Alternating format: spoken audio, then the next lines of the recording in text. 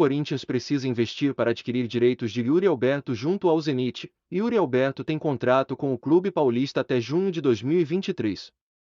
Atacante já marcou 7 gols em 18 jogos com a camisa alvinegra. Em uma mudança de comportamento nesta temporada, o Corinthians fez pequenas movimentações no mercado da bola para atender aos pedidos do técnico Vitor Pereira.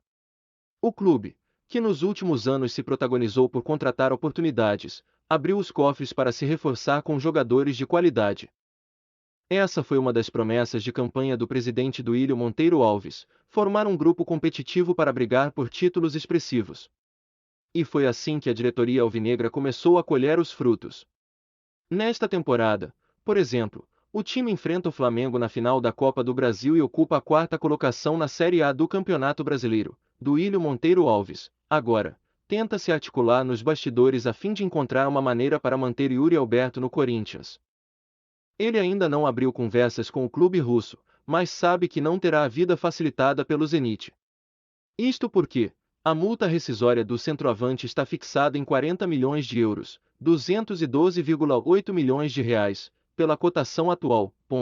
A rápida adaptação, o retorno técnico e poder de revenda no futuro são pontos que a diretoria alvinegra debate internamente e levam em consideração para manter Yuri Alberto no Parque São Jorge. Apesar disso, o Corinthians terá de convencer o Zenit a reduzir consideravelmente o valor da multa contratual. Nos últimos anos, o Corinthians se especializou em operações complexas como essa.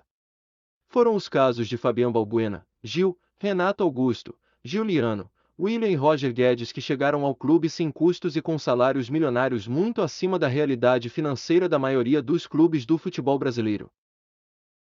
Corinthians ganha dura concorrência pela contratação de Vojvoda, técnico do Fortaleza é cobiçado por gigantes e alvinegro precisa engrossar disputa para levar profissional. A chance do Corinthians não passar 2022 em branco está na final da Copa do Brasil. O técnico Vitor Pereira vive clima de cobrança na fiel torcida e disputa pelo torneio ganha ainda mais pressão. Em caso de derrota, em que os adeptos não querem sequer cogitar, um nome já estaria na mente da diretoria para substituir o cargo: Juan Pablo Vojvoda. O treinador está muito bem credenciado no Fortaleza e possui contrato se encerrando. O jornal Metrópolis trouxe a informação de que esses são os favoritos para tirar o profissional da capital cearense. Já dentro do tricolor, a intenção é outra. Vojvoda possui o respeito de dirigentes do Fortaleza, que desejam a permanência do treinador.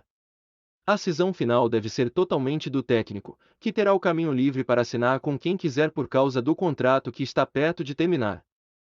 O vínculo entre o argentino e o tricolor cearense vai apenas até o final de 2022. A classificação para a Libertadores deste ano, por meio da melhor colocação do clube na história da Série A, valorizou o trabalho de Vojvoda.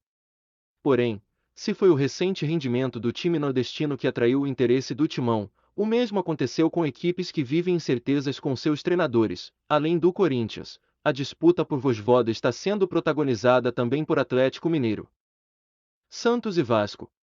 O que todos esses clubes têm em comum é a falta de regularidade no comando técnico. Enquanto Vitor Pereira ainda não é unanimidade no Parque São Jorge, a atual passagem de Cuca por Minas é decepcionante e a torcida do Vasco não quer Jorginho treinando a equipe na Série A. Ainda mais em aberto, o Peixe tem no comando o interino Orlando Ribeiro. Junto com minha assessoria Fausto Vera manda real sobre boicotar a cor verde em fotos após chegada ao Corinthians. Vários torcedores corintianos já haviam falado sobre o assunto, gerando uma dúvida, que foi respondida pelo gringo do Timão. O Corinthians vive um grande momento da temporada, conquistou 2 vitórias seguidas no Campeonato Brasileiro, e pode faturar a terceira se passar pela lanterna do Juventude para Alfredo Jaconi próxima terça-feira, 4 de outubro.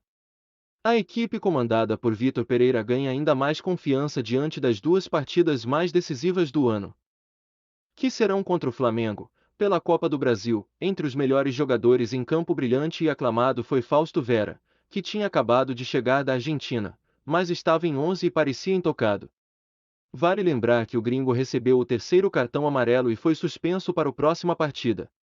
Mas seu ponto estava garantido para a próxima rodada. Uma curiosidade ressoou bastante, justamente envolvendo as redes sociais do meia que chamou a atenção dos torcedores corintianos, já que todas são editadas sem o verde do campo antes de publicá-las.